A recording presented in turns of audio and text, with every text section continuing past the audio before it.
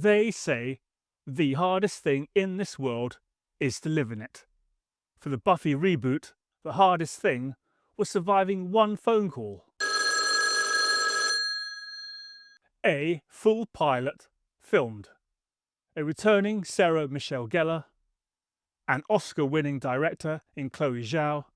A brand new Slayer ready to go. And then one executive who openly admitted he'd never watched the original pulled the plug. Just like that. So what exactly happened? Today, we're digging up Buffy New Sunnydale to figure out who staked it and why. The resurrection. Let's rewind a bit, because this wasn't just a reboot.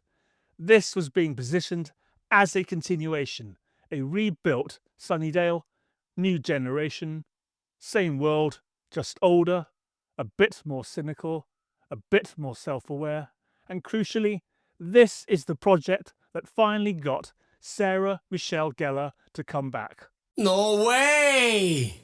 She's been saying no for years. Didn't want to damage the legacy, didn't want a lazy reboot. But this had something behind it. You had Chloe Zhao. Not exactly your standard TV hire.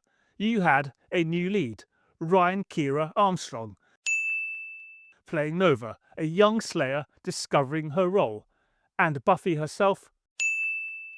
More myth, more legend, a mentor figure. That's a solid premise. Old fans get continuation, new fans get an entry point. On paper, this works. The pilot, that wasn't enough. So they shoot the pilot August 2025. Proper budget, proper production, and then the notes start coming in. The big one. It feels too small.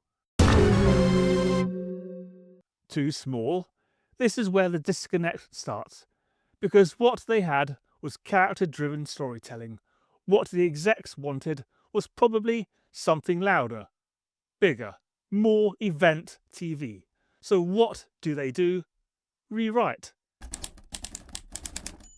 Enter the Zuckerman sisters. They expand it, make it darker, more adult, rumours of a 90-minute version, more Buffy, bigger mythology. No way! And here's where it gets interesting. The leaked stuff. Leaked storylines. The good stuff.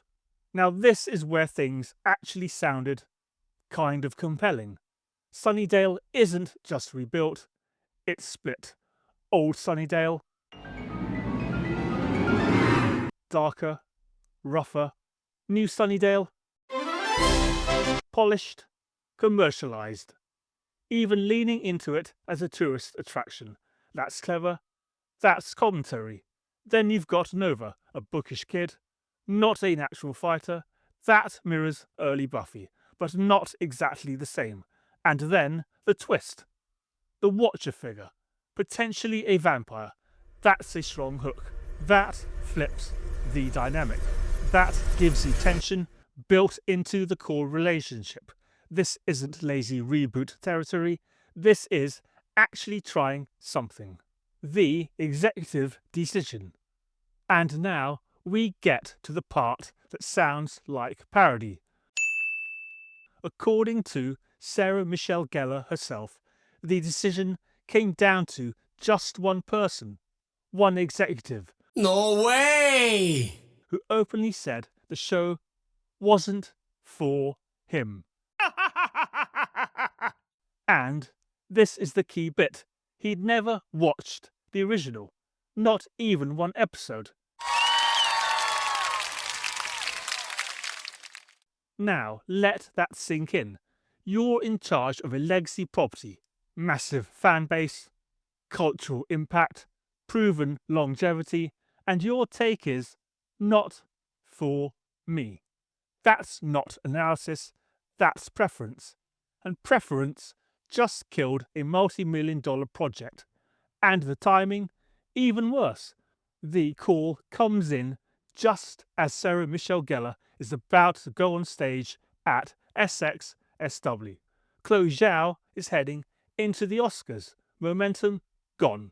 Just like that. Why this matters. The nonsense.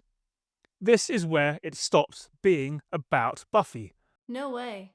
and starts being about how this industry works. You had a finished pilot, a returning lead, a strong concept, built-in audience, and it still dies. Not because it failed, not because audiences rejected it, but because someone at the top didn't connect with it.